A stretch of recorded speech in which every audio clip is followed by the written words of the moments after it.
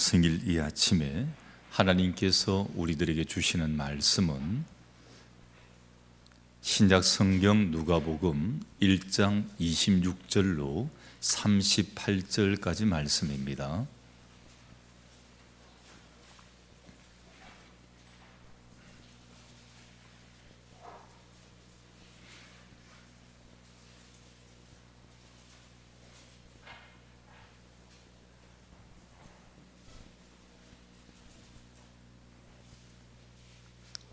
여섯째 달에 천사 가브리엘이 하나님의 보내심을 받아 갈릴리 나사렛이란 동네에 가서 다윗의 자손 요셉이라는 사람과 약혼한 처녀에게 이르니 그 처녀의 이름은 마리아라. 그에게 들어가 이르되 은혜를 받은 자여 평안할지어다. 주께서 너와 함께 하시도다 하니 처녀가 그 말을 듣고 놀라 이런 인사가 어찌함인가 생각하매 천사가 이르되 마리아여 무수하지 말라. 내가 하나님께 은혜를 입었느니라. 보라, 내가 잉태하여 아들을 낳으리니 그 이름을 예수라 하라. 그가 큰 자가 되고 지극히 높으신 이의 아들이라 일컬어질 것이요 주 하나님께서 그 조상 다윗의 왕위를 그에게 주시리니 영원히 야곱의 집을 왕으로 다스리실 것이며 그 나라가 무궁하리라. 마리아가 천사에게 말하되 나는 남자를 알지 못하니 어찌 이 일이 있으리이까? 천사가 대답하여 이르되 성령이 내게 임하시고 지극히 높으신 이의 능력이 너를 덮으시리니 이러므로 나실 바 거룩한 이는 하나님의 아들이라 일컬어지리라. 보라, 내 친족 엘리사벳도 늙어서 아들을 배웠느니라. 본래 임신하지 못한다고 알려진 이가 이미 6달이 되었나니 대저 하나님의 모든 말씀은 능하지 못하심이 없느니라.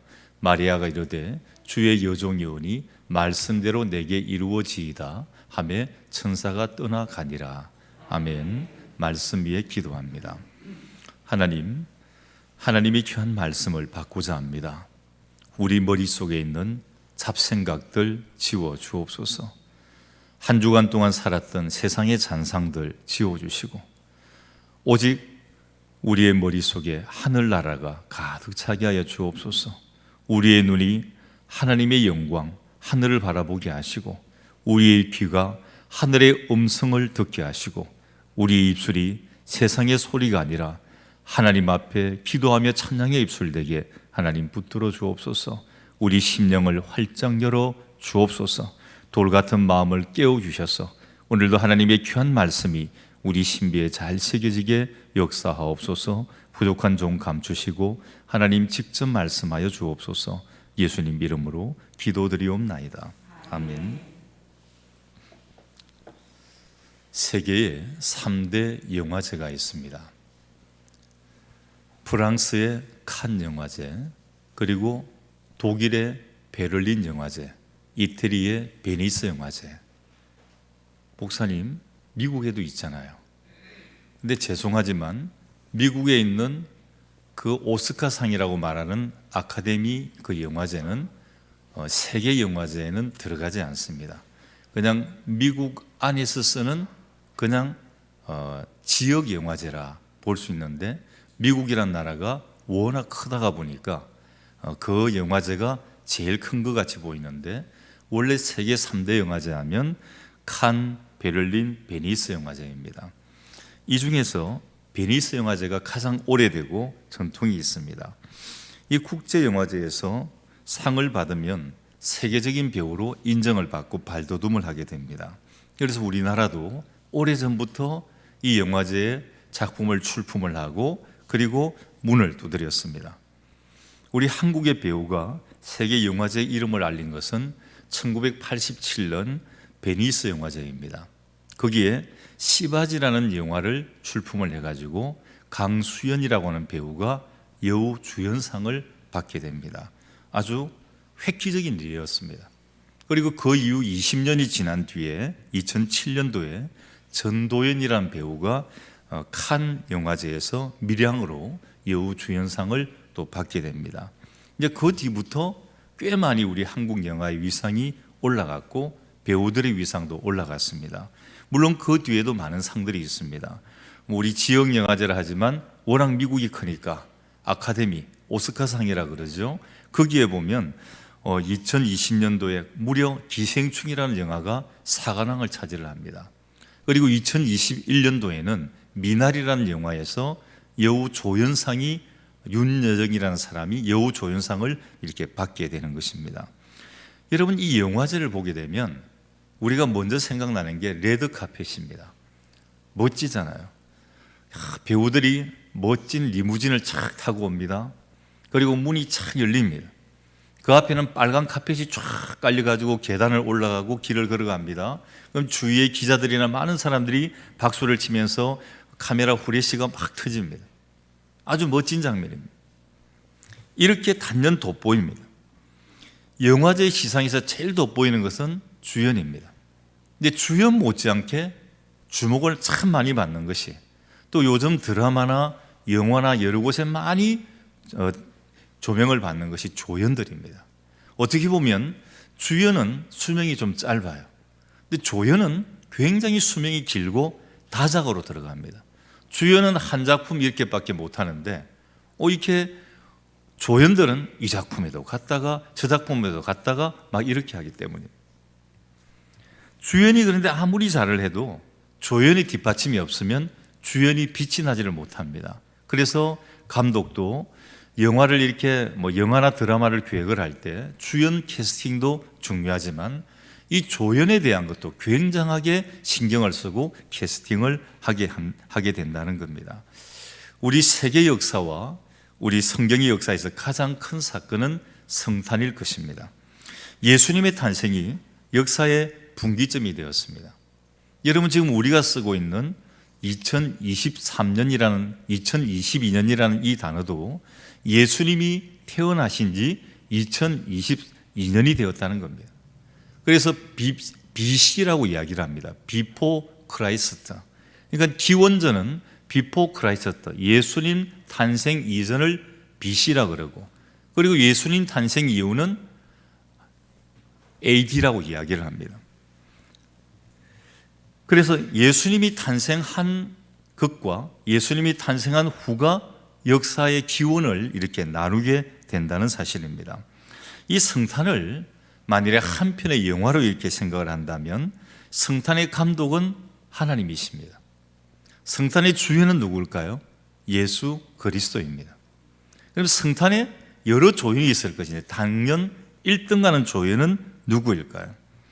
영화제에서 조연상을 주듯이 성탄의 조연상이 있다면 누가 받을까요? 우선 여우 조연상은 당연히 마리아가 받게 될 것입니다. 성탄의 주인공이 예수님이기 때문에 조연이지 마리아의 인생 영화제에서는 조연이 아니라 주연상을 받을 사람입니다. 영화제에서는 배우의 연기로 상을 받지만 성탄의 조연상은 믿음으로 받습니다. 당시 누구보다 뛰어난 믿음으로 마리아는 빛나는 여우 조연상을 받은 사람입니다. 과연 예수님의 탄생에 있어서 마리아는 어떤 역할을 했습니까? 마리아는 과연 어떻게 무엇으로 성탄을 빛난 조연이 되었을까요? 먼저 첫 번째는 말씀입니다. 여러분, 오늘 이 시간도 예배를 드리지 않습니까? 말씀이 들려져야 됩니다. 1시간 의자만 대고 가는 것을 벤치 우무라고 합니다. 여러분, 보통 이 단어는 스포츠에서 많이 쓰죠. 후보 선수들, 주전들은 열심히 그라운드에 나가서 뛰는데 후보 선수들은 벤치에 앉아서 의자를 데우는 사람이 벤치 우머입니다. 여러분들은 혹시 벤치 우머가 되고 있지는 않습니까? 예배 시간 늦게 나오시고 일찍 가버리고 의자만 그냥 데우다가 가버리는 거예요. 무슨 말씀을 했는지, 오늘 무슨 말씀이 나의 심장과 폐부를 찔러 들어왔는지, 나의 관절과 골수를 찔러 왔는지 그건 전혀 없습니다. 그냥 1시간 때우고 가는 이런 경우는 아니었습니까? 여러분, 말씀이 오늘도 여러분들의 심령과 관절과 골수를 찔러 쪼개야 합니다. 그래서 이 능력의 말씀이 여러분 심령 가운데서 역사하셔야 됩니다. 여러분을 이끌어가는 것은 말씀이어야 한다는 것입니다. 오늘 우리가 누가복음을 읽었습니다. 누가복음은 예수님의 생애를 기록한 성경입니다. 예수님의 생애를 기록한 사복음서 가운데 가장 예수님의 인성을 강조한 책이 누가복음입니다. 그래서 누가복음은 가만히 읽고 또 읽어보면 예수님의 인간적인 부분이 가장 많이 돋보이고 나타나게 됩니다. 굉장히 섬세합니다. 그리고 특별히 예수님의 탄생에 대한 것도 사복음서 가운데 가장 많은 부분이 할애되고 있고, 그리고 아주 세심하게 예수님의 탄생을 묘사를 합니다. 우리가 대부분 아는 탄생에 관한 모든 내용은 대부분 이 누가복음을 근거로 기록을 하고 있습니다.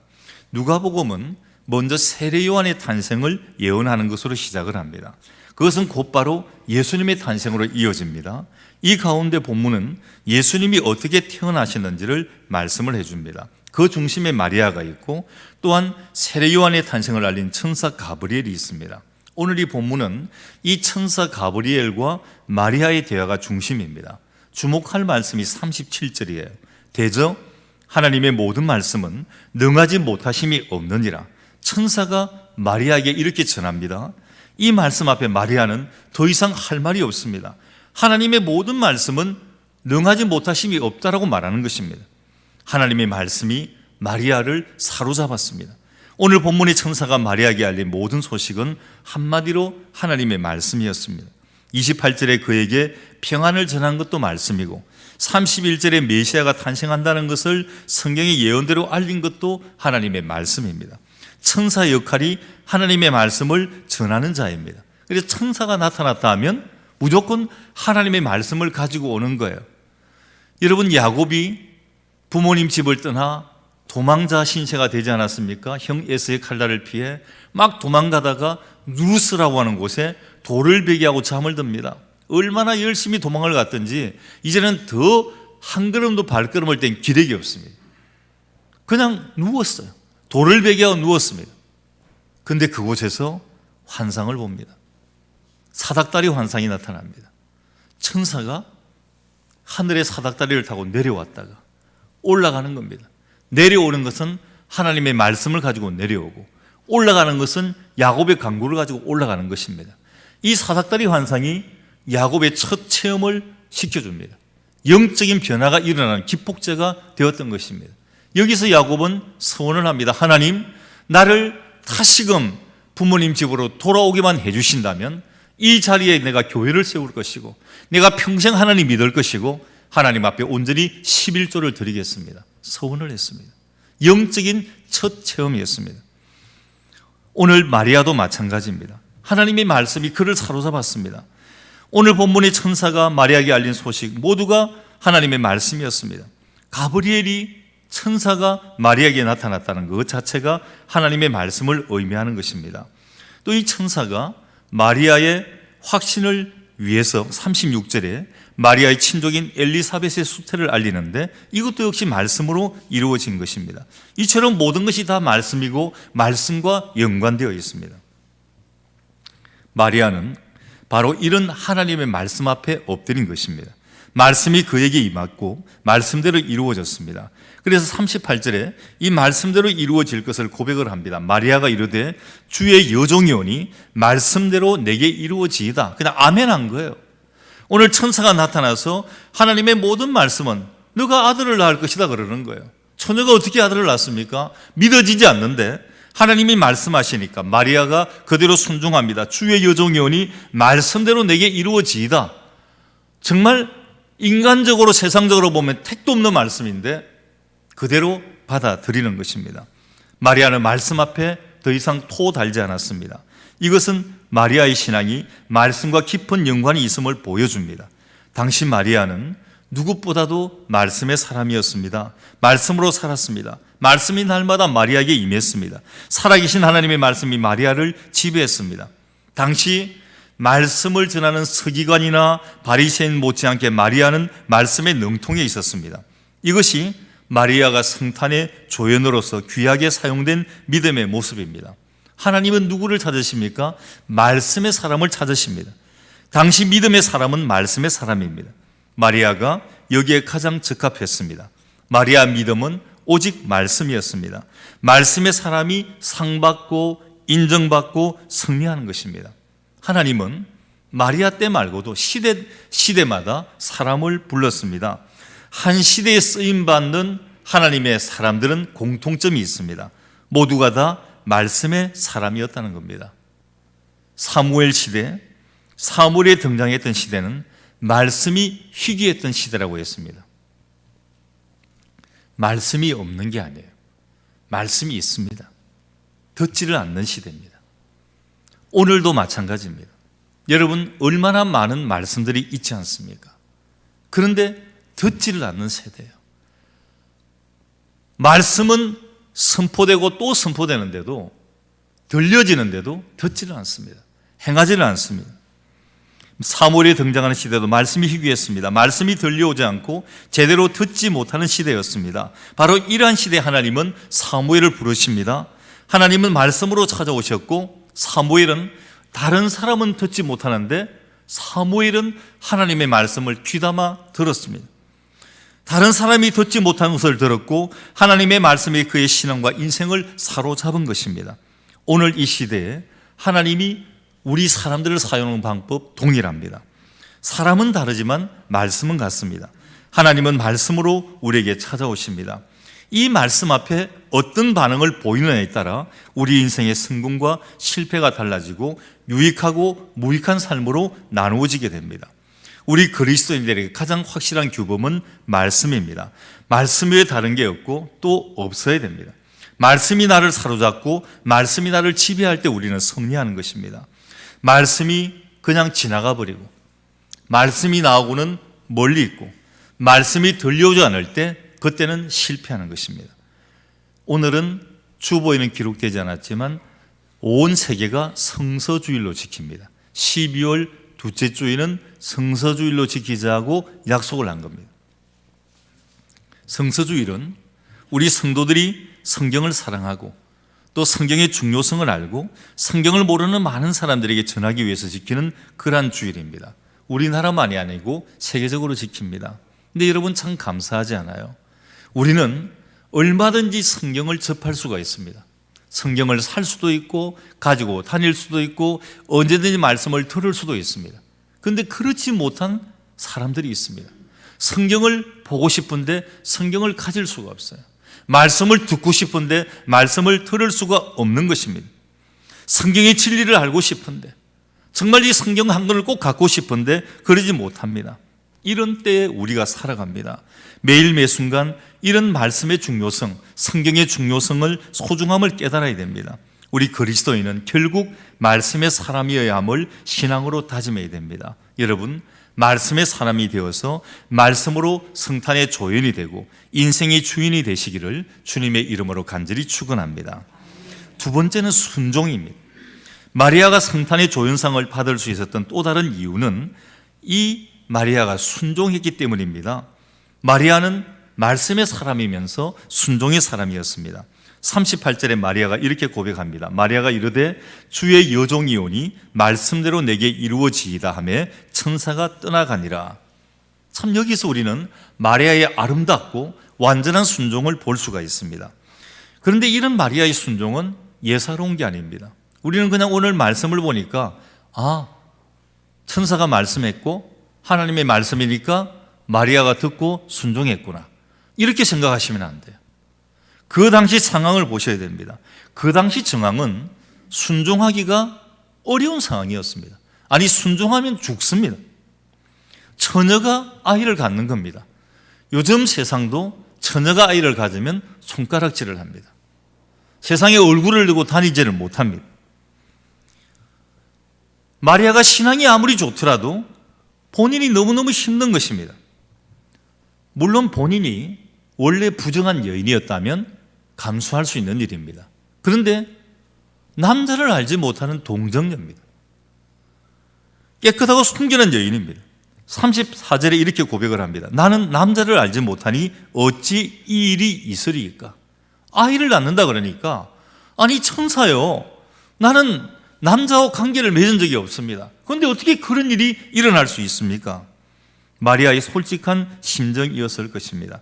다른 여자면 몰라도 자기는 아니라는 것입니다. 그리고 만일 이 일이 가족들에게 알려진다면 난리가 날 것입니다.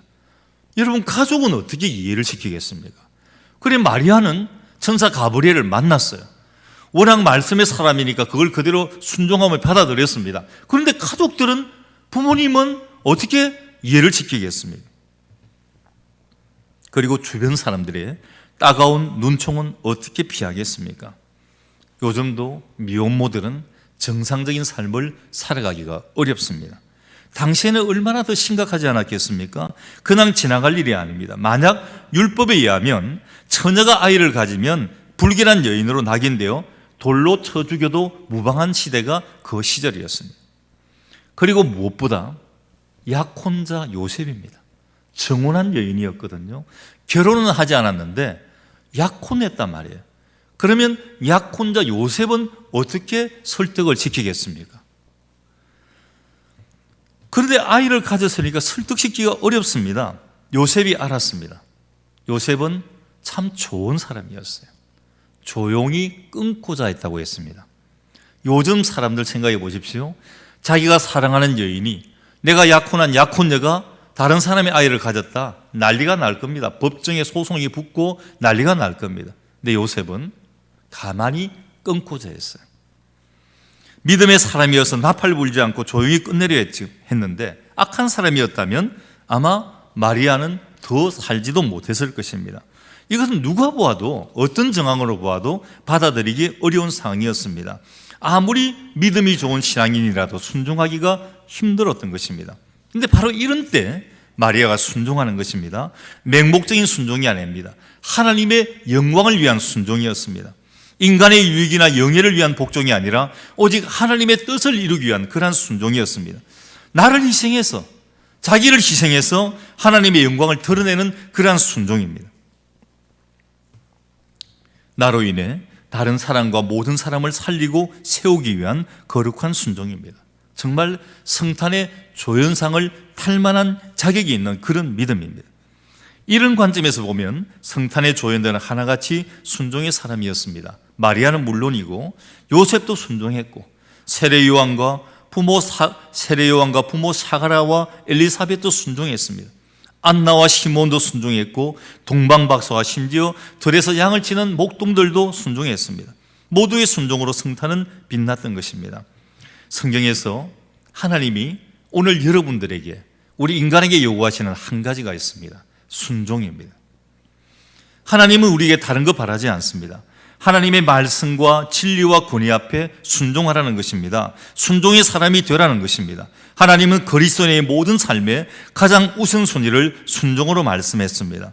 그것을 사울이 불순종할 때 사무엘을 통해 이렇게 전합니다. 사무엘상 15장 22절에 여호와께서 번제와 다른 제사를 그의 목소리를 청중하는 것을 좋아하신 같이 좋아하시겠나이까. 순종이 제사보다 낫고 듣는 것이 순양의 기름보다 나으니라고 했습니다. 제사를 100번 드리면 뭐합니까? 불순종하는데. 여러분, 이건 우리 가정에도 해당되지 않습니까? 부모님 말 듣잖아요. 아버지 말도 어머니 말도 안 들어요. 그런데 식당에서 좋은 밥은 막 먹자고 부모님 모시고 갑니다. 부모님 싫어할 거예요. 아니, 말도 듣지 않는 자녀가, 순종하지 않는 자녀가 밥 먹으러 가는 것, 아무리 좋은 뷔페 가고 아무리 좋은 한식당에 가면 뭐합니까? 거기서 밥이 맛있게 들어가겠습니까? 내가 돈이 없어 부모님께 밥 한 그릇 사드리지 못하는 자녀일지라도 부모님이 말씀하시면 예, 그렇게 하겠습니다. 부모님이 말씀하시면 예, 제가 부모님 말씀에 순종하겠습니다. 여러분, 자녀된 여러분, 부모님 말씀에 꼭 순종하시기 바랍니다. 특별히 믿음의 부모를 둔 그런 자녀들, 믿음의 부모의 말씀에 꼭 순종하시기 바랍니다. 그 믿음의 부모가 죽을 짓 시키지 않아요. 예배 드리라 그러면 예배 드리면 되고, 말씀대로 살아라 그러면 말씀대로 살아면 되는 거예요.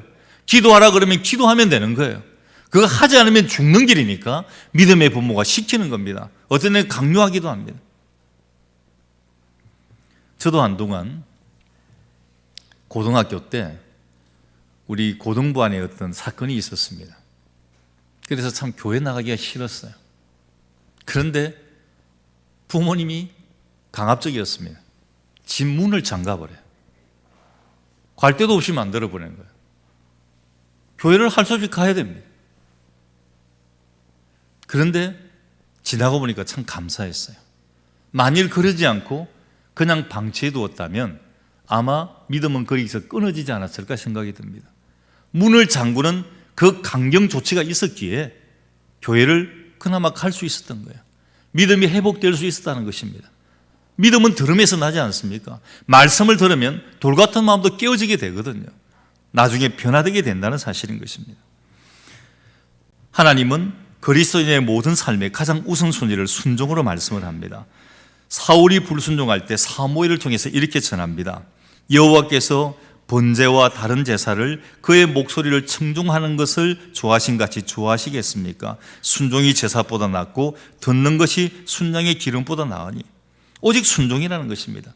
제사를 100번 드리는 것보다 순종하는 게 낫다는 것입니다. 그런데 타락한 인간은 순종하기가 매우 어렵습니다. 말 안 듣습니다. 부모님 말도 안 듣고, 특히 하나님 말씀 듣지 않습니다. 예수를 믿는 것도 순종으로 되는 것입니다. 사람들이 순종하지 않아서 아직도 믿지 못하는 것입니다. 예수를 잘 믿고 성숙한 사람이 되는 것도 역시 순종으로 되는 것입니다. 순종하면 되는데 그렇게 쉽지가 않습니다. 그래서 아직 잘하지 못하는 거예요. 성숙하지 못하는 것입니다. 그렇게 거룩하게 살지 못하는 것입니다. 오래 믿었는데 변화되지 못하는 겁니다. 그래서 부러워만 하는 것입니다. 저 사람은 어떻게 저렇게 기도를 해? 저 사람은 어떻게 저렇게 새벽 기도가? 저 사람은 어떻게 믿음 생활을 헌신하고 충성해? 부러워만 하는 것입니다. 순종하지 못해서 그렇습니다. 오래 믿어도 변화되지 못하고, 그래서 달라지지 못하는 것입니다. 결국 순종해야 복을 주십니다. 성경에서 축복을 말씀하는 곳에는 반드시 순종이 따라갑니다. 그냥 축복이 임하는 게 아닙니다. 순종하는 자, 순종하는 곳에 복이 임하는 것입니다. 반대로 불순종하면 복을 받지 못합니다. 받은 복도 지속되지 못하고 빠져나가는 겁니다. 밑 빠진 독이 있잖아요. 여러분, 거기다 물을 아무리 부어보십시오. 물이 차지지 않습니다. 아무리 복이 내려와도 채워지지 않는 그런 복이 된다는 것입니다. 아무리 채워도 빠져나가면 무슨 소용이 있겠습니까? 불순종이 받은 복을 빼앗아 가는 것입니다. 해마다 여러분, 이맘때가 되면 우리 가슴에 새겨야 될 단어가 순종입니다. 무슨 일이든지 어떤 것이든지 순종하겠다는 마음으로 받아들이고 다짐해 보십시오. 이제 한 해는 저물어 가지 않습니까? 한 해는 저물어 갔으니까 하나님 앞에 회개하는 겁니다. 하나님, 올 한 해 제가 하나님 앞에 순종하지 못했던 것 용서해 주옵소서. 이제 새해에는 하나님 앞에 온전히 순종하겠습니다. 하나님께 모든 것을 맡기겠습니다. 다짐하는 겁니다. 거룩한 말씀 앞에 순종한 거룩한 순종을 다짐해 보는 것입니다. 반드시 순종하는 자에게 좋은 결과와 좋은 열매가 있게 되는 것입니다. 순종함으로 인생의 성공자, 승리자, 성탄을 빛내고 인생을 주목받는 그런 성도들이 되시기를 주님의 이름으로 간절히 축원합니다. 이제 2개 했죠? 말씀, 순종, 그 다음 뭐가 나올까요? 은혜입니다. 아마 위에 그 통틀어 이것이 없으면 안 돼요. 말씀도 순종도 은혜가 없으면 안 되는 겁니다. 마리아가 성탄의 역사에서 빛나는 조인이 될 수 있었던 가장 큰 요인은 바로 은혜입니다. 은혜를 받았기 때문입니다. 말씀도 은혜로 가능했고 순종도 은혜가 가능케 합니다. 은혜가 없으면 순종할 수 없습니다. 은혜가 없으면 말씀은 소리나는 괭가리와 같고, 그리고 시끄러울 뿐입니다. 은혜가 출발이고 근원이 됩니다. 오늘 이 본문은 이런 관점에서 중요한 의미가 있습니다. 천사가 마리아에게 찾아온 것이 은혜입니다. 마리아가 찾아간 게 아니에요. 천사가 찾아온 거예요. 근데 천사는 누가 보냅니까? 하나님이 보내시는 겁니다. 하나님이 천사를 마리아에게 보냈던 겁니다. 당시에 마리아만 처녀입니까? 세상에 많은 처녀가 널려 있었습니다. 마리아와 견줄 만한 사람도 참 많이 있었습니다. 하지만 하나님은 한 사람 마리아를 지목했습니다. 그리고 그를 찾았습니다. 마리아는 하나님의 특별한 섭리와 계획 속에 선택받은 여인입니다. 이것을 은혜라고 합니다. 오늘 여러분도 은혜 받은 사람입니다. 하나님이 세상에 참 많은 사람들 가운데 잘난 사람, 똑똑한 사람, 능력 있는 사람 많은 가운데 여러분들을 택정하신 겁니다. 이게 바로 카리스, 은혜입니다. 여러분이 선택한 게 아니에요. 하나님이 여러분이 능력이 있다고 선택한 것도 아닙니다. 그냥 하나님의 무조건적인 선택이 바로 은혜입니다. 내가 뭘 했기 때문이 아닙니다. 내가 뭘 가졌기 때문도 아닙니다. 그냥 하나님이 나를 지명하여 선택한 것입니다. 이게 카리스, 은혜입니다. 오늘 마리아를 선택한 것도 카리스입니다. 은혜입니다. 그래서 천사가 그에게 다가와서 여러 가지 사실을 말하기 전에 먼저 이것을 선포합니다. 28절입니다. 그에게 들어가 이르되 은혜를 받은 자여 평안할지어다. 주께서 너와 함께 하시도다 하니 처녀가 그 말을 듣고 놀라 이런 인사가 어찌함인가 생각하며 천사가 이르되 마리아여 무서워하지 말라. 내가 하나님께 은혜를 입었느니라. 은혜를 받은 자요 은혜를 입었느니라. 천사가 마리아에게 나타나 선포한 것은 먼저 은혜입니다. 마리아야 너는 은혜를 받은 자다. 이렇게 말한 뒤부터 모든 이야기는 전개가 됩니다. 그러니까 은혜를 받은 후부터 모든 것이 풀린 것입니다. 은혜를 받으니까 순종합니다. 은혜를 받으니까 말씀이 능력으로 임한 것입니다. 그래서 우리 그리스도인의 삶에 은혜보다 귀한 게 없습니다. 은혜는 하나님만이 주실 수 있기 때문입니다. 우리가 세상에서 모든 것을 손에 쥘 수 있습니다. 그러나 세상이 줄 수 없는 게 있습니다. 바로 은혜입니다. 은혜는 오직 하나님이 주시는 것입니다. 그래서 우리 신앙의 은혜가 가장 귀한 것입니다. 날마다 순간마다 은혜 받으면 다 되는 것입니다. 사람이 은혜를 받으면 달라집니다. 우리 여성도님들, 남자 성도님들 예외가 아닙니다. 거울을 가만히 쳐다봅니다. 내가 젊었을 때는 이러지 않았는데 이 검버섯은 왜 피어나고 이 이상한 점들은 또 왜 나오고 뭐 불룩불룩 이상하게 나오는 뭐 혹 같은 건 또 뭐야 이게. 젊었을 때는 내가 피부가 얼마나 배꼽같이 매끈했는데 우리 남자 성도님들은 참 내가 멋이 있었는데 이 뭐가 살 다 빠지고 머리도 빠지고 이 볼품이 없어지는 거예요. 한탄을 합니다. 근데 여러분 염려하지 마십시오. 하나님께서 여러분들에게 세상에서 주지 못하는 화장품을 주셨어요. 세상에서는 뭐 LED 이렇게 발라야 되고 뭐 마스크가 있고 뭐 몇십만 원짜리 뭘 이렇게 볼에 대는 게 있는데 하나님은 은혜라는 걸 주셨습니다. 여러분 은혜 받으면 제일 먼저 여러분 얼굴이 달라집니다. 은혜 받은 사람들의 얼굴 보셨습니까? 은혜 받으면 얼굴이 확 펴집니다. 보험성과 찬양도 있잖아요. 은혜를 받으면 달라지는 겁니다. 속에서부터 생각이 변화가 되니까 표정과 모든 삶이 달라지니까 얼굴이 달라집니다. 은혜를 체험하면 여러분들의 모든 생애, 모든 환경들이 다 달라지게 된다는 사실인 것입니다. 그래서 우리 신앙의 은혜가 가장 귀한 것입니다. 매주일 예배를 드리고 나가는 여러분들의 모습을 제가 유심히 봅니다. 축도하기 이전에 마지막 찬양을 하면서 우리 축복송을 하면서 여러분들 한 사람 한 사람의 모습을 봅니다. 보여요. 은혜 받은 모습이 보이고 도망치려고 하는 모습도 보이고 그냥 한 시간 앉았다 가는 모습도 보입니다. 보여요. 근데 이게 너무 잘 보니까 탈이에요. 다른 교회 설교하러 가잖아요. 자, 설교를 준비를 했습니다. 근데 어떤 교회는 가서 말문이 막혀서 못하고 내려오는 경우가 있어요.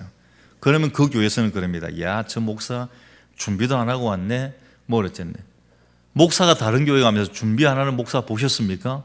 특히 저 같은 사람이 준비 안 하고 가겠습니까? 그렇지 않습니다. 근데 성도가 저의 말문을 막아버린 거예요. 영적으로 너무 어두운 겁니다. 말씀이 나오지가 않습니다. 생각나지도 않습니다. 준비한 것보다 더 나가지가 않는 거예요. 어떤 교회는 가면요, 그냥 날개를 달은 것 같아요. 제가 막 날아다닙니다. 말씀이 쫙쫙 빨려 들어갑니다. 제가 말씀을 하면 어디 저기 진공 흡입기가 있는 것 같아요. 쫙쫙쫙 들어갑니다. 신납니다. 한 시간에 어떻게 지나갔는지 저도 같이 은혜를 받으면서 얼마나 기쁜지 모릅니다. 마지막 축도 우리 축복송 할 때 여러분들의 모습을 봅니다. 어떤 사람은 여전히 표정이 없습니다. 눈은 땅바닥으로 다 깔고 목사하고는 절대 눈 안 마주친다. 마주치면 목사가 잡아먹으니까 절대 안 마주친다. 내가 눈 마주치나 봐라. 땅바닥으로 탁 깔고. 어떤 때는요, 제가 이 교회 와도 얼굴 한번 보지 못한 성도도 있어요. 예배 전에 왔다가 예배 후에 왔다가 예배 끝나기 전에 도망가 버리니까 누군지도 몰라요. 이름도 몰라요. 교적부 보면 알아요. 아무리 봐도 얼굴도 몰라요. 누군지도 몰라요. 얼굴을 모르면 목사가 기도하기가 어려워요. 만나고 손을 잡고 기억이 돼야, 손을 잡으면서 영적인 뭔가가 이렇게 오거든요. 그러면 그걸 붙잡고 제가 기도를 합니다. 근데 기도할 제목이 사라지는 겁니다.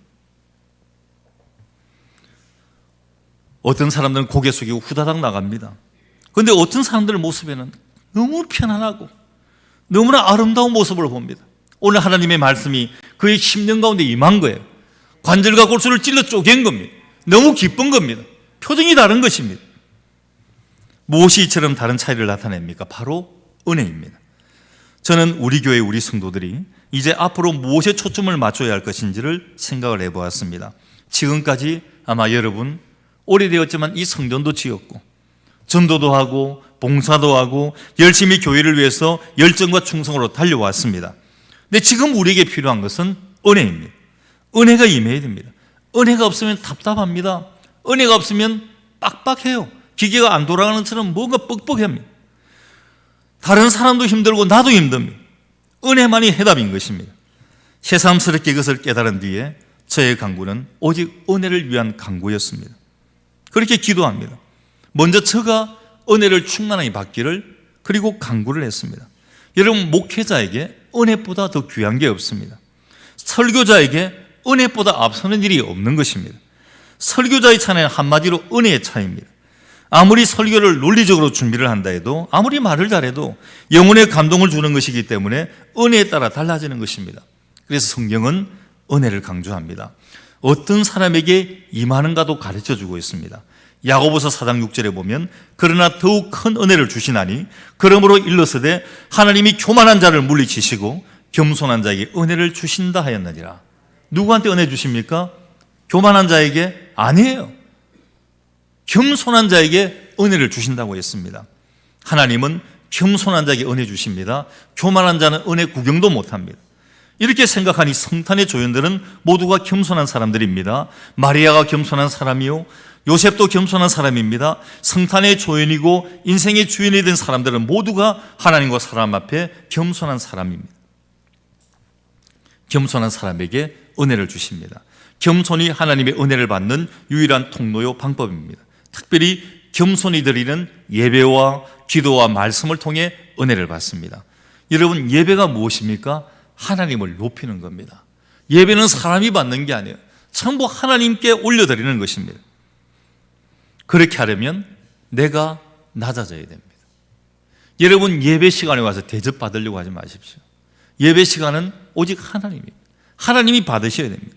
기도가 무엇입니까? 기도는 내가 할 수 없음을 고백을 하고 낮아져 엎드려 하나님께 도움을 구하는 것입니다. 하나님, 저는 도저히 할 수 없습니다. 하나님만이 하실 수가 있습니다. 말씀은 내가 판단하는 것이 아니라 말씀 자체로 겸손히 받아야 됩니다. 바로 그럴 때 은혜가 임하는 것입니다. 우리 삶의 가장 큰 문제는 은혜의 문제입니다. 세상이 힘든 게 문제가 아닙니다. 사람이 힘들게 하는 것도 문제가 아닙니다. 환경이 어려운 것도 그것도 문제가 아닙니다. 은혜가 없기 때문입니다. 아무리 주위가 어렵고 힘들어도 은혜를 받으면 극복하고 이기게 됩니다. 은혜를 받으면 되는데 은혜를 받지 못하기 때문에 힘들고 답답한 것입니다. 결국 모든 것을 은혜로 풀어야 됩니다. 여러분, 이제 은혜를 사모하십시오. 이제 2023년도 이 한 해는 내가 꼭 은혜의 사람이 될 것이다. 내가 은혜 충만한 사람이 될 것이다. 그리고 겸손한 자가 되십시오. 그래서 은혜를 받아, 그래서 이제 달라진 사람으로 주님을 높이고 인생의 주연으로 큰 상과 영예를 향해 계속해서 달려나가시기를 주님의 이름으로 간절히 축원합니다. 기도합니다. 하나님, 빛나는 믿음의 조연 많이 있었습니다. 오늘 그 아름다움의 1번으로 마리아가 꼽았습니다. 그리고 요셉도 있었습니다. 주위에 많은 사람들이 있었습니다. 이들의 공통점은 하나님의 말씀의 사람이었고 순종의 사람이었고 은혜 있는 사람이었습니다. 오늘 우리도 이런 주인공이 되기를 원합니다. 말씀의 사람이 되기를 원합니다. 순종하는 사람이 되기를 원합니다. 은혜에 충만한 사람이 되기를 원합니다. 그래서 하나님께서 귀하게 우리를 사용할 수 있는 그런 이 성탄의 조연과 같은 인생의 주연 같은 삶을 살아가는 저희의 삶이 되게 인도하여 주옵소서. 예수님 이름으로 기도드리옵나이다. 아멘. 찬송가